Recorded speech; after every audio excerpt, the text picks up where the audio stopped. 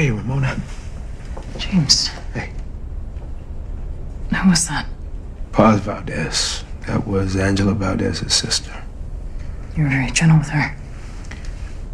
Yeah, well, we both lost someone dear to us, so neither one of us will ever be the same.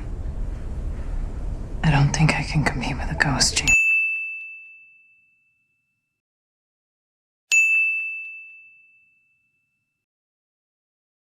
I don't think I can compete with a ghost, James. I don't think I can compete with a ghost, James. I don't think I can compete with a ghost, James. I don't think I can compete with a ghost, James. This is clearly an indicator to the fact that at some point in this very same episode in which we didn't see, there was a point where Ghost opened up to Ramona about his past. There is absolutely no other way she would have known about that name without him telling her anything about his past. She clearly didn't want there to be more secrets between them. Now, what's really interesting is what she says right after this. Do you think we could have fewer secrets between us?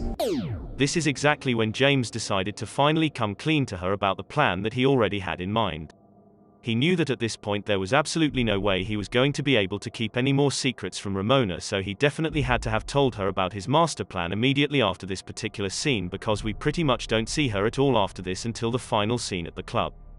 Pay very close attention to when Paz enters the bathroom and Ramona is by the sink washing her hands. If you look very closely, you will notice something very strange beside Ramona. Pay very close attention.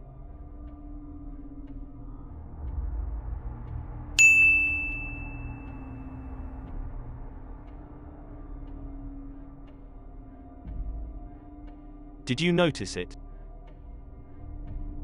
On the sink's counter we can clearly see an all-black leather purse and that there is something underneath it. If you remember correctly, this black purse was absolutely nowhere to be seen earlier in the episode, especially when Ramona was face to face with James in the club. It's obvious that James gave this purse to Ramona immediately after they shared their first kiss. But why? If you look very closely under the purse, you can clearly see the gun that was used to switch with the gun Tariq had left inside Truth, which was completely different from the one that Dre gave to him. James left Ramona in charge of switching the gun. This gun is identical to the one that Tariq used to fire the bullet to James.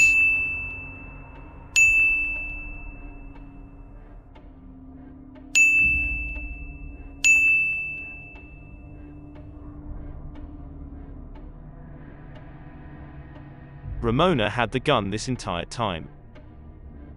When you see Ramona walk up to James in the final scene of the episode, she's actually handing the gun to James so that he can switch it.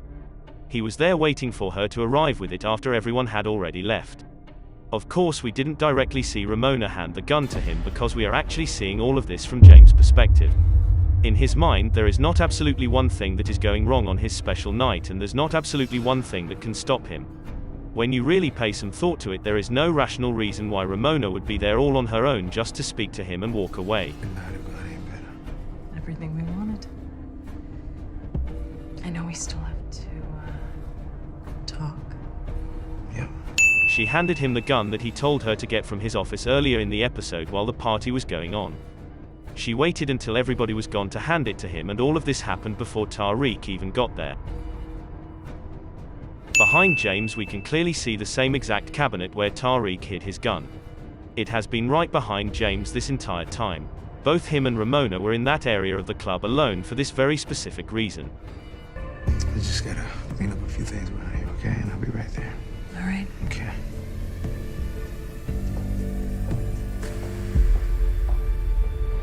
Now that he had the gun, all that was left was the final part of his plan.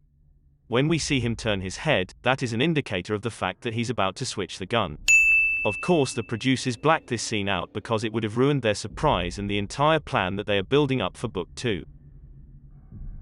And as we all already know, when Tariq got there, what he actually found was James's gun that he had replaced with the fake bullets. This is why Ramona didn't feel any emotion towards Paz when she was telling her about her sister. Being close to Jamie is the reason she is dead. But you have a choice here. You can stop him. There are some people who are just unstoppable. Ramona was clearly fascinated by the idea of James being unstoppable, and she would do absolutely anything to see him pull through with his master plan. I could not have gone any better. Everything we wanted.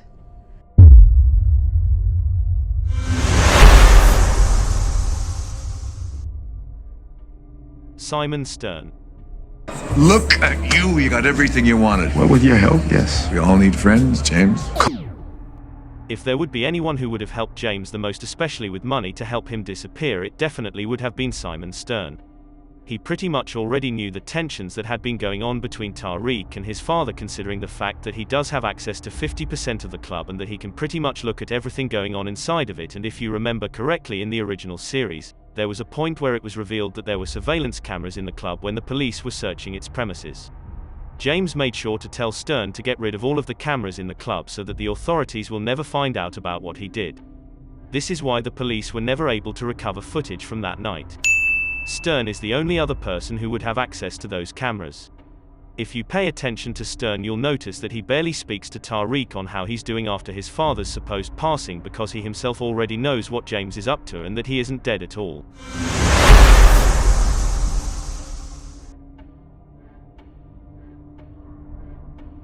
The secret associate. He of all people definitely took the biggest risk in carrying out the master plan James had in place. After he got off the phone with James, he made sure to get his hands on the ambulance where Ghost made a clean exit. Now, many people have wondered how exactly Ghost managed to make such a clean exit, and that answer is very simple. Detective Santana had to 100% have been there at the scene of the crime. For those of you who don't know, we only saw him in Season 1 of Book 2 for a limited amount of time because Courtney Kemp has been building up towards the reveal of a secret sibling to James St. Patrick. Listen to her mention it in her own words. Okay, does Ghost have a secret sister? No, not a sister. Hint, hint, hint, hint, hint, hint, hint, hint, hint, hint, hint, hint, hint, hint, hint, hint. What's even more interesting is the fact that she basically confirms that if Ghost did have this master plan in mind, then someone else definitely had to have been involved. If Ghost thought Tariq was coming to shoot him, he definitely wouldn't have played it out like that. So if there is any kind of hanky-panky happening, it's not necessarily because of Ghost.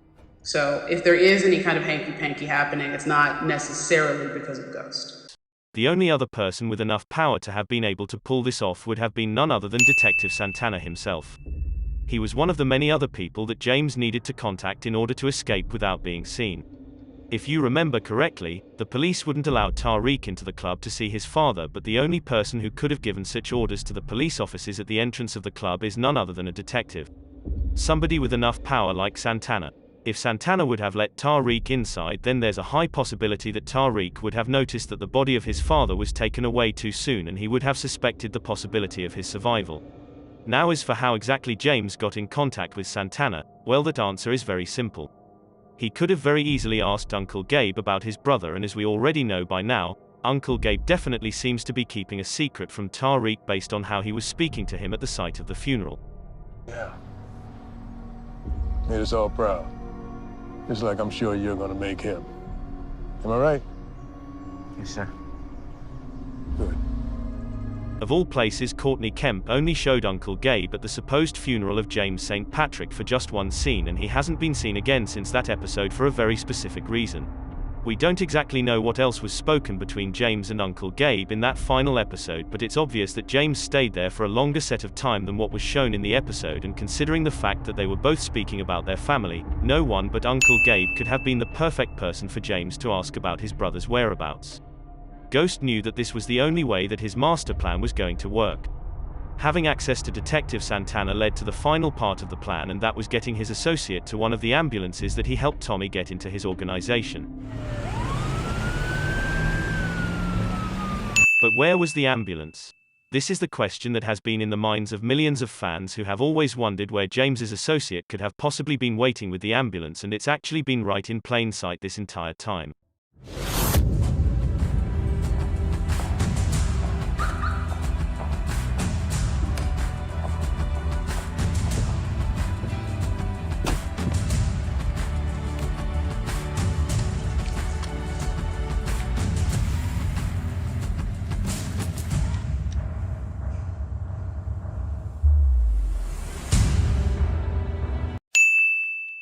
Do you notice anything? Look closer.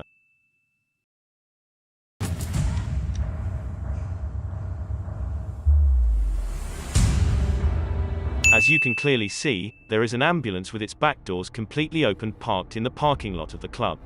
If you look very closely, you can tell that the windows of this ambulance truck are identical to the windows of the very same ambulance truck that passed Tariq.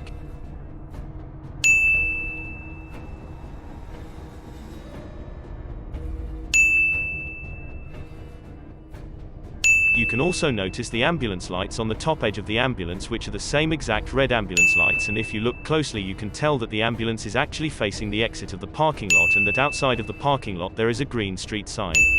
We can clearly tell that the truck was parked there, and it's obvious that the associate of James was the one who was actually there, and that he definitely spotted Tasha in the car. He immediately told James about this, and James had no choice but to wait and see what Tasha was up to, and the reality is that he wasn't actually expecting Tariq to walk in through those doors to shoot him. What are you doing here? He was actually expecting Tasha to arrive, and this perfectly aligns with the original ending that Courtney Kemp had in mind for the series finale.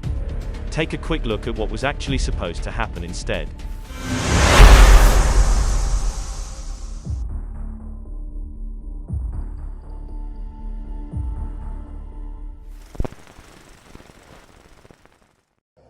I can't let you destroy my son.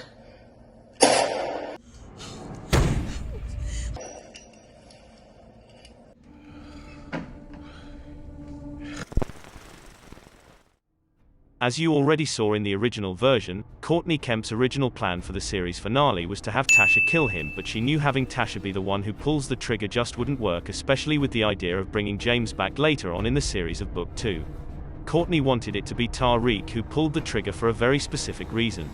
She wanted to prove to Tariq that no matter what he did, he will never be able to outsmart Ghost in any way, shape or form, which is what he will learn later on in Book 2 when James returns. James definitely had his suspicions about Tariq, but he definitely had no one but Tasha in mind, which is exactly why he was completely confused when he saw that it was Tariq who arrived instead. What are you doing here? James thought Tariq had actually left the gun there for Tasha, and this pretty much explains why James was so frustrated with Tasha earlier in the episode, going as far to the point where he was threatening to remove her from having custody of their kids. You can try all you want to bring me down to your level. It ain't gonna happen.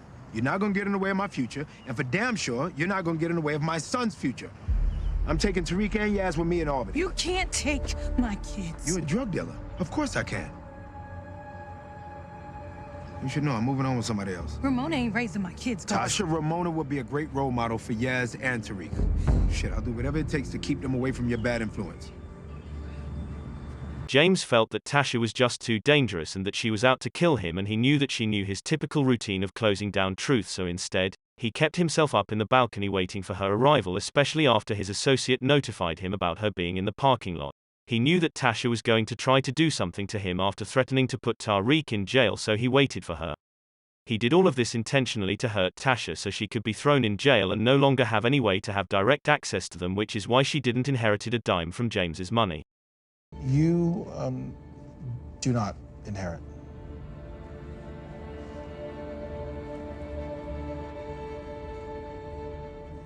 Nothing. James was clearly behind everything that was said in this scene. He intentionally designed it this way to let Tasha know that no matter what she did, he would always win. In the end, James St. Patrick came out on top and outsmarted all of his enemies. It's obvious that Courtney Kemp has done all of this to set up the return of James St. Patrick. There was a reason why the ambulance was there, why we were never shown a body, why there is no RIP post, and why Courtney Kemp wrote this line in the season finale of Book 2. He might not be here no more, but ghosts never die. It's clear as day that James St. Patrick made it out of his series alive, and he clearly had the help from each and every one of these individuals.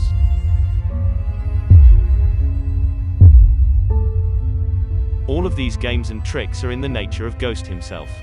Everything was planned from the very moment that he looked Tariq in his eyes and told him that he could never outsmart him. Keep thinking you're fucking smarter than me. Don't ever make that mistake again, son.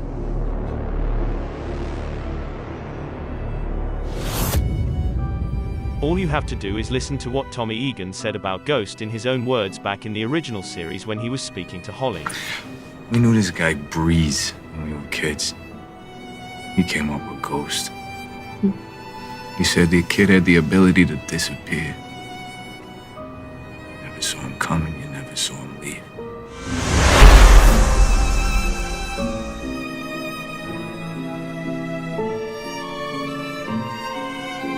kid had the ability to disappear.